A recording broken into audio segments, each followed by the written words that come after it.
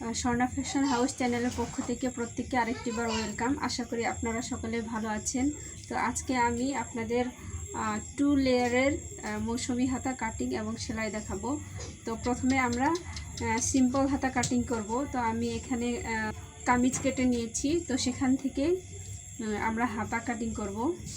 তো আমাদের টোটাল হাতার লম্বা হচ্ছে 16 ইঞ্চি। তো আমরা এখান থেকে আমাদের লম্বা নিব 8 ইঞ্চি আর 1 ইঞ্চি নিচ্ছি সেলাইয়ের জন্য।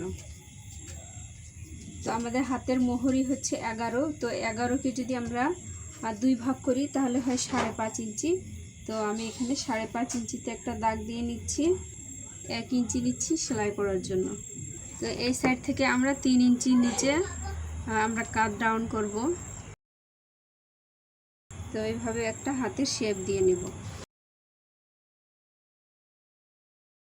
তো এখন আমরা দাগ অনুযায়ী কাটিং করব।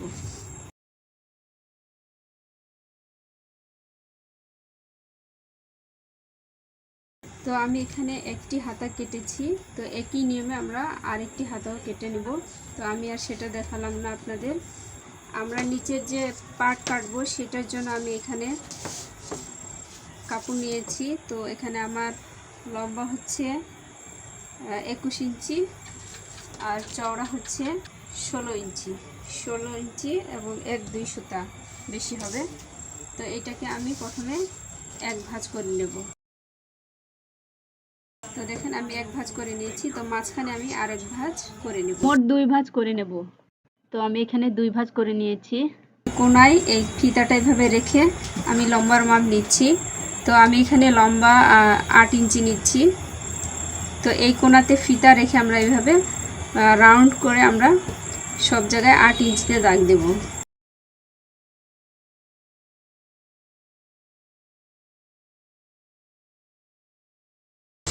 তো দেখেন পুরো রাউন্ডে আমরা দাগ দিয়েছি।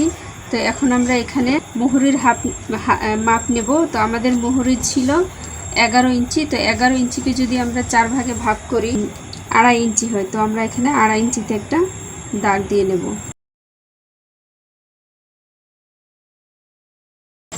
তো এই যে দাগ দিয়েছি, এই দাগের সামান্য 1-2 সুতা উপরে আমি এটা কাটিং করব।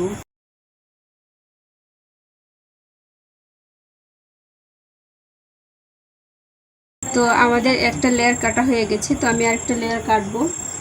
তো এখানে আমি এই কাপড়ের লম্বা নিয়েছি 14.5 ইঞ্চি আর এভাবে আছে আমাদের 13.5 ইঞ্চি। তো আমরা এটাকেও সে একই নিয়মে আমরা ভাঁজ করব। প্রথমে লম্বা ভাঁজ করব, ভাঁজ করে মাঝখান দিয়ে আর একবার ভাঁজ দিয়ে নেব। মোট 4 পার্ট ভাঁজ করে নেব। তো ভাঁজ করে নিয়েছি। তো আমরা যখন এই পার্টটি কেটেছিলাম তখন আমরা লম্বা নিয়েছিলাম 8 ইঞ্চি। তো আমরা এখান থেকে 2 ইঞ্চি কমিয়ে এখানে আমরা মাপ নেব। তাহলে আমরা এখানে 6 ইঞ্চিতে মাপ নেব। তো এই কোনায় ফিতা রেখে আমরা এভাবে চারিপাশে 6 ইঞ্চিতে দাগ দিয়ে নেব।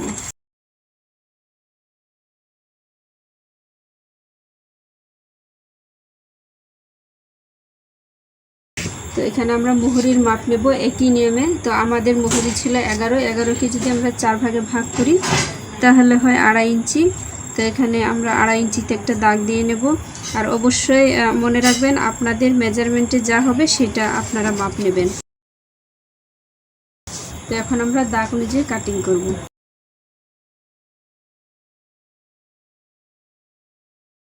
তো দেখুন আমাদের কাটিং করা হয়ে গেছে। তো এখন আমরা যখন আমাদের সে উপরের পার্ট যে রয়েছে সেটার সাথে যখন আমরা অ্যাটাচ করে নেব, তো ঠিক কাপড়টি আমরা এইভাবে রেখে এই যে আমাদের যে হাতাটি রয়েছে এটা আমরা প্রথমে আর্মহোল থেকে মোহরি পর্যন্ত সেলাই করে নেব। সেলাই করার পর আমরা এইভাবে ধরে আমরা পুরো রাউন্ডটা এইভাবে সেলাই করে নেব।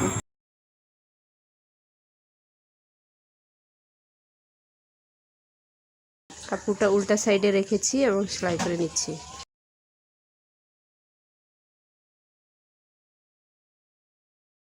তো এখন আমি এই হাতাটা উল্টিয়ে নিচ্ছি। তো এখন এই যে আমরা যে হাতাটা কেটেছিলাম এইটাকে আমরা এভাবে রাখবো।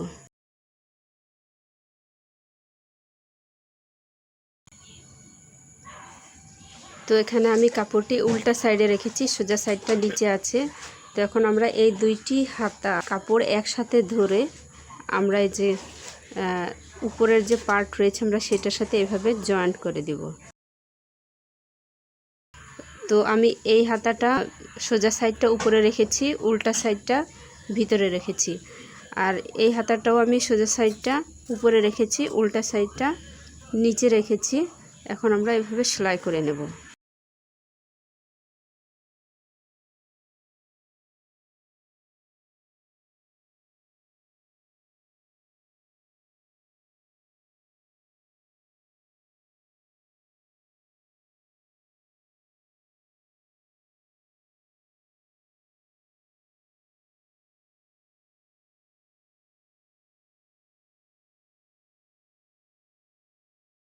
তো দেখুন আমাদের হাতাটি অ্যাটাচ করা হয়ে গেছে। এখন আমরা এই পাশ দিয়ে রাউন্ড সেলাই দিয়ে নেব। নিচে আপনারা চেষ্টা করবেন যত চিকন করে দেওয়া যায়। তো এখানে আমি 2 ভাঁজ করে সেলাই করে নিচ্ছি।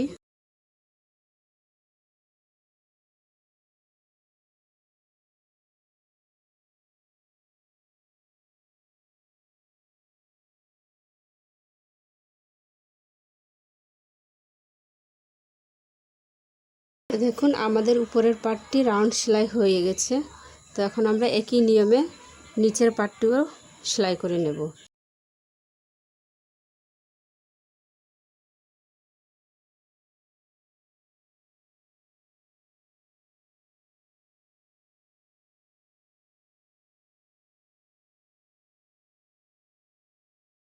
তো দেখেন আমাদের এইটা সেলাই করা কমপ্লিট হয়ে গেছে।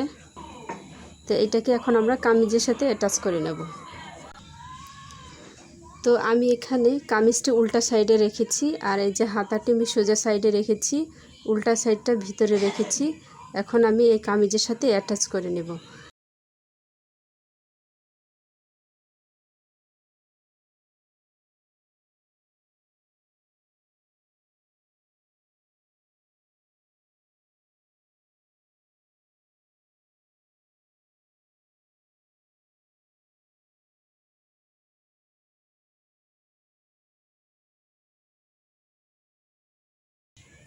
তো দেখুন আমাদের হাতাটি অ্যাটাচ করা হয়ে গেছে, অনেক সুন্দর হয়েছে।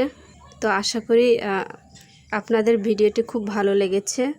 তো যদি আপনাদের ভিডিওটি ভালো লেগে থাকে তাহলে অবশ্যই আমার চ্যানেলটি সাবস্ক্রাইব করবেন, আর বেশি বেশি শেয়ার করবেন যেন আপনার বন্ধুরা এই ভিডিওটি দেখে কিছুটা হলে শিখতে পারে। আর আমার চ্যানেলটি লাইক দিবেন।